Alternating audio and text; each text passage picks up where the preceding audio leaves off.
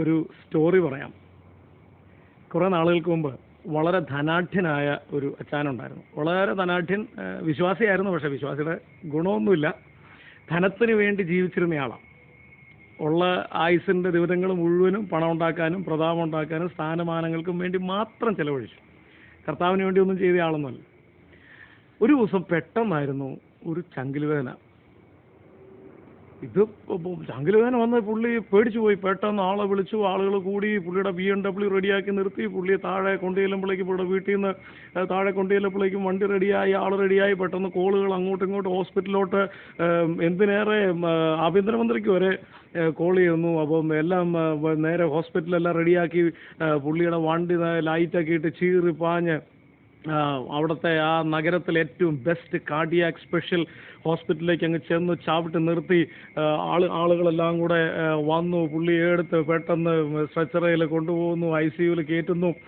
അവിടുത്തെ ഏറ്റവും best doctor വരുന്നു, പരിശോധിക്കുന്നു. അപ്പോൾ പുള്ളിക്ക് ആകെ ആശങ്ക. ഡോക്ടറോട് ചോദിക്കും, ഡോക്ടറെ എങ്ങനെയാ, രക്ഷപ്പെടുവോ, പ്രശ്നമാണോ? അപ്പോൾ ഡോക്ടർ പറഞ്ഞു, എൻ്റെ അച്ഛാ ചുമ്മാ ഭാരപ്പെടാതിരിക്കുക, ഞാനല്ലേ ഇവിടുത്തെ അറിയപ്പെടുന്ന കാർഡിയാക് സ്പെഷ്യലിസ്റ്റ്, ഈ ആശുപത്രിയാണെങ്കിൽ അറിയപ്പെടുന്ന ആശുപത്രി, ഞാൻ ധൈര്യമായിരിക്കും, ഒന്നും പറ്റത്തില്ല എന്നും പറഞ്ഞേച്ച് പുള്ളി അങ്ങ് പോയി. ഇച്ചിരി നേരം കഴിഞ്ഞപ്പോൾ ഒരു നേഴ്സ് പെട്ടെന്ന് ഇങ്ങോട്ട് വന്നേച്ച് പുള്ളി കിടക്കുന്ന ആ ഭാഗം അങ്ങ് മറച്ചിടുക. അപ്പോൾ ICUവിൽ ഈ പേഷ്യൻ്റ് കിടക്കുന്ന ഭാഗം മറച്ചിടുക എന്ന് പറഞ്ഞിട്ട് ഒരർത്ഥം ഈ പുള്ളി മരിച്ചു പോകാൻ സാധ്യതയുണ്ട്. പുള്ളിക്ക് അങ്ങനെ മനസ്സിലായത്.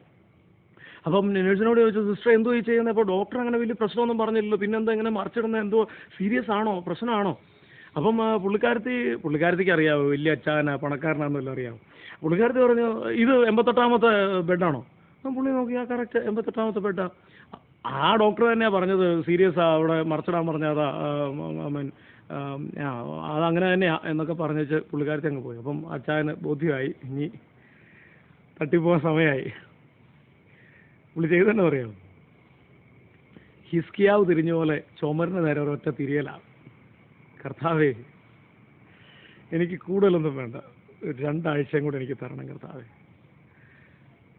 65 വർഷം ഞാൻ ജീവിച്ചു, ഒന്നും ചെയ്തില്ല. കർത്താവിനെ അറിഞ്ഞു, ശരിയാ, പക്ഷേ കർത്താവിന് വേണ്ടി ഒന്നും ചെയ്തില്ല. ഞാൻ എൻ്റെ ആയുസ് മുഴുവനും ഞാൻ ഫിക്സഡ് ഡിപ്പോസിറ്റ് ഉണ്ടാകാൻ ചിലവഴിച്ചു. ഇഷ്ടംപോലെ സമ്പത്ത് ഞാൻ ഉണ്ടാക്കി, വീടുകളും ബിൽഡിങ്ങുകളും തോട്ടങ്ങളും എല്ലാം ഞാൻ ഉണ്ടാക്കി. പക്ഷേ അങ്ങേക്ക് വേണ്ടി ഒന്നും ചെയ്തില്ല. ഞാൻ അവിടെ വന്ന് നിൽക്കുമ്പം, ആ സിംഹാസനത്തിൻ്റെ മുൻപിൽ ഞാൻ വന്ന് നിൽക്കുമ്പം, അവിടെ പുസ്തകം തുറന്നാൽ എനിക്ക് അങ്ങേക്ക് വേണ്ടി ചെയ്തതായിട്ടൊന്നും അവിടെ കാണത്തില്ല. അതുകൊണ്ട് 2 ആഴ്ച കർത്താവേ, 2 ആഴ്ച മാത്രമേ ഞാൻ ചോദിക്കുന്നുള്ളൂ കർത്താവേ. ഞാൻ അങ്ങേക്ക് വേണ്ടി ജീവിച്ചോളാം. 2 ആഴ്ചയും കൂടെ എൻ്റെ ആയുസ് ഒന്ന് നീട്ടിത്തരണം. കരച്ചിലെന്ന് പറഞ്ഞാൽ ഭയങ്കര കരച്ചിൽ. അപ്പോൾ പുള്ളിയുടെ കരച്ചിൽ നിന്ന് പുള്ളി എഴുന്നേൽക്കുന്നത് ഒരു ആരോ ഓടി വരുന്ന ഒരു സൗണ്ട് കേട്ടോണ്ടാണ്. അപ്പോൾ അതൊക്കെ കണ്ണൊക്കെ തുടച്ച് നോക്കിയപ്പോൾ ഇതേ നേഴ്സ് തന്നെ. പക്ഷേ ഇത്തവണ ഈ നേഴ്സ്, അയ്യോ അച്ഛാ വലിയ ആളാണ്, ഞാൻ അറിഞ്ഞില്ല അച്ഛാ, അയ്യോ എന്നോട് ക്ഷമിക്കണം അച്ഛാ, ആരോടും പറയല്ലേ, ഹോസ്പിറ്റലിൽ അറിയിക്കല്ലേ, അയ്യോ അച്ഛൻ ഇത്രയും വലിയ ആളാണെന്ന് അറിഞ്ഞില്ലേ, എൻ്റെ ജോലി പോകല്ലേ, എനിക്ക് 2 മക്കളുണ്ട്, ഭയങ്കര കാര്യം. അപ്പോൾ പുള്ളി ചോദിച്ചു, എന്നാ സിസ്റ്റർ പ്രശ്നം എന്താ? അതെ അച്ഛാ, അതെ ഞാൻ ഈ ഡോക്ടർ എനിക്ക് എഴുതി തന്നു 33ാമത്തെ ബെഡെന്നാ, സീരിയസ് ആണെന്നൊക്കെ പറഞ്ഞു. പക്ഷെ ഞാനത് നോക്കിയപ്പോൾ 88 തോന്നി അച്ഛാ, അതുകൊണ്ടാണ് ഞാൻ ഇത് മറച്ചിടാമെന്ന്. അച്ഛന് സീരിയസ് ഒന്നുമില്ല, ഞാൻ അത് 33 ബെഡിലെ ആളാ സീരിയസ്, അതുകൊണ്ട് അച്ഛാ ക്ഷമിക്കണം അച്ഛാ, ആരോടും പറയല്ലേ, എൻ്റെ ജോലി കളയല്ലേ. ഞാൻ അപ്പോൾ ഈ പുള്ളി എന്ത് ചെയ്യുന്നറിയാം, മോളിങ്ങോട്ട് വന്നേ, മോളുടെ പേരെന്താ, മോള് രക്ഷിക്കപ്പെട്ടതാണോ? യേശുക്രിസ്തുവിനെ സ്വന്തം രക്ഷിതാവും കർത്താവുമായി സ്വീകരിച്ചാലേ സ്വർഗത്തിൽ പോകാൻ പറ്റുമെന്ന് അറിയാമോ? നമ്മുടെ ഈ ആയുസ് ക്ഷണികമാണ് കേട്ടോ, നമുക്കൊരു നിത്യതയുണ്ട്. പുള്ളി ഞങ്ങൾക്ക് സുവിശേഷകനായി.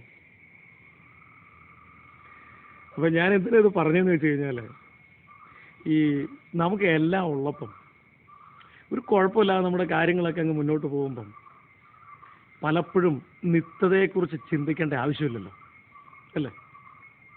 ഈ ഭൂമിയിൽ ചെലവഴിക്കുന്ന നാളുകൾ എല്ലാം മനോഹരം, ഭംഗി, സമ്പത്ത്, ഐശ്വര്യം, സ്ഥാനം, മാനം, ഇതിൻ്റെ പുറകെ ഓടുന്ന നമ്മൾ ഓരോരുത്തരും ഒരു നിമിഷം ഒന്ന് പോസ് ചെയ്യേ.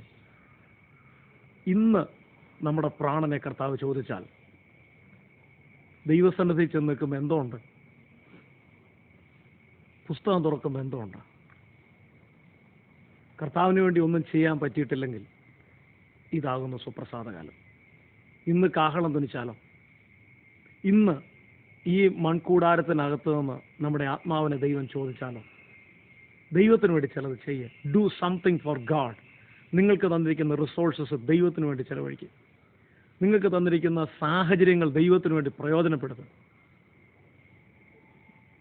Do something for God. Impact eternity. God bless you.